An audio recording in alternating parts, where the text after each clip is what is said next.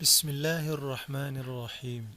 الحمد لله رب العالمين، والصلاة والسلام على رسول الله وعلى آله وصحبه أجمعين.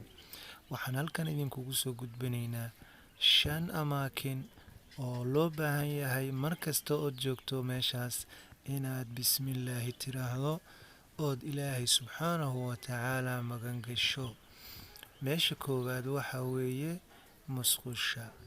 markaad gelayso waxaa loo baahan yahay inaad tiraahdo bismillaah, waayo shayaadiinta ayaa degan.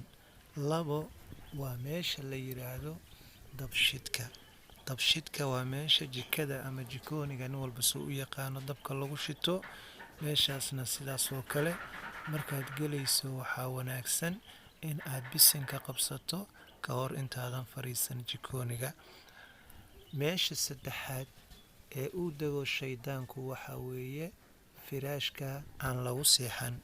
waa firaashka aan lagu seexan.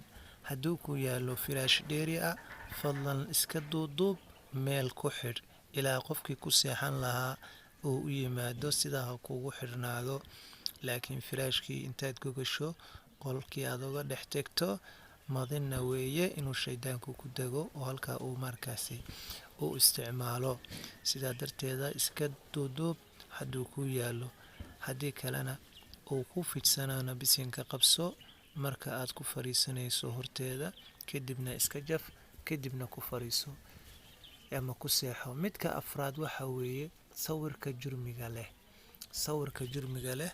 waa sawiradan sida maaragta jurmiga loo sameeyo, ama dadka ama shimbiraha, waxyaabaha nafta leh la sameeyo ee guryaha la dhex dhigto. shaydaanku wuu dhex galaa. sidaa darteeda inaad isku ilaalisaa lagaa rabaa bisinka markaad aragto waxyaabahaas oo kale, si aanan meeshaasi wax dhiba kaaga soo gaarin. bisinka qabso, gurigaaga adiga ayaa u madax bannaan. hadduu kuu dhex yaalana isdhaafi, waayo waxyaaba aad ka takhallusi karta ayaa jira. sidaa waxaasoo kale waa isdhaafin kartaa. marka insha allahu tacaala taasna in lagu baraarugaa fiican. midka 5aad oo ugu dambeeya waxaa weeye dharka aan la xiranin, sida khamiisyada, surwaalada, saakooyinka, waxyaabahaasoo dhan darbiyada suran. haddaanan markii meesha la surayay bisinka lagu surin, shaydaanku wuu dhex galaa. sidaa darteeda markaad rabto shaygaas oo kale inaad soo qaadato, bisinka qabso, bismillaahi dheh. intaasa ayaan jeclaystay maanta inaan idinla wadaagsado. janalkana sabscribe ku sameeya, like-tana riixa. waad mahadsantihiin. wassalaamu calaykum waraxmatullaahi tacaala wabarakaatu.